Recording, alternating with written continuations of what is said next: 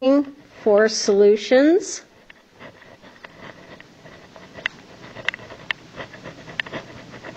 With inequalities.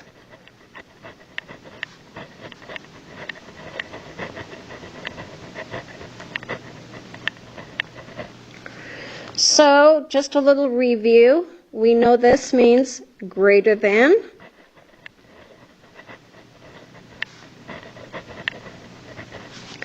This means greater than or equal to.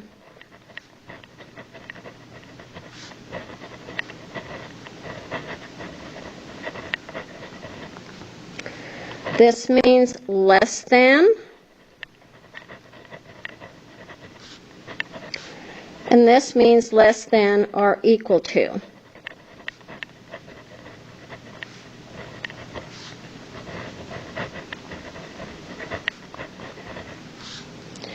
And this means not equal to. So when you want to see if a number is a solution to any inequality, you plug it in. So let's use this inequality, 7x minus 1 less than 83. Let's say if we want to see that 11 is a solution. So 7x means 7 times x. So we will plug 11 in. 7 times 11 minus 1, is that less than 83? 7 times 11 is 77 minus 1, less than 83. 76 is less than 83. Yes, this is a true statement. Now you might have a rational number such as 1/2. So if x equals 1/2 and you're plugging it into the same inequality, 7x minus 1 less than 83, you will have 7 times 1/2. Remember to put a 1 under the 7 because every number integer has a 1 underneath it. Minus 1 less than 83. So now, multiply your numerators. You have 7 times 1 is 7. 1 times 2 is 2.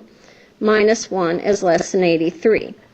So it's easy to see what we have here if we make this a mixed number. 2 goes into 7 3 times with 1 left over. And so 3.5 minus 1 is less than 83. 3.5 minus 1 happens to be 2.5. That is less than 83. And yes, this is a true statement.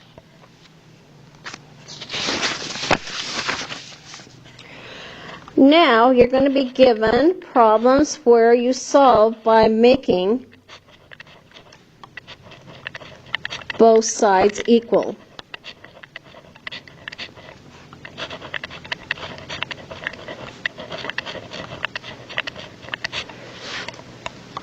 For example, you may have 13 minus 6 equals x plus 3.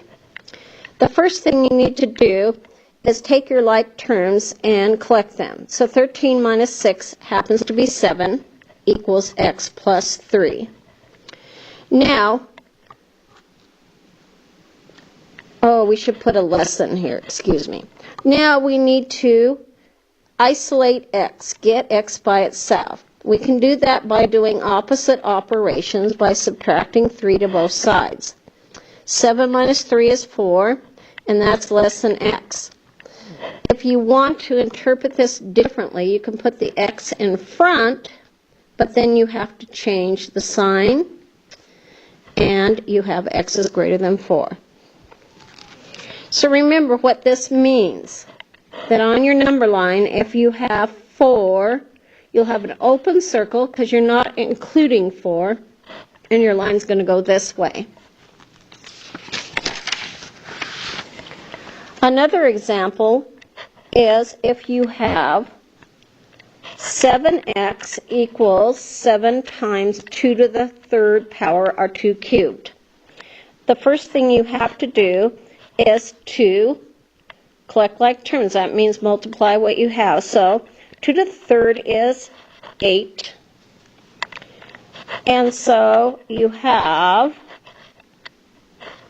7x equals 56. 7x means 7 times x, and if you divide, do the opposite operation, you will solve for x. 7 away here, and x is equal to 56 minus 7, which is 8.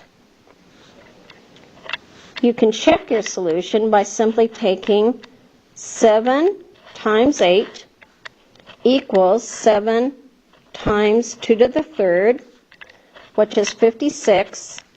7 times 8, 56 is equal to 56. Okay, I hope this helps. Watch this and take notes to turn in.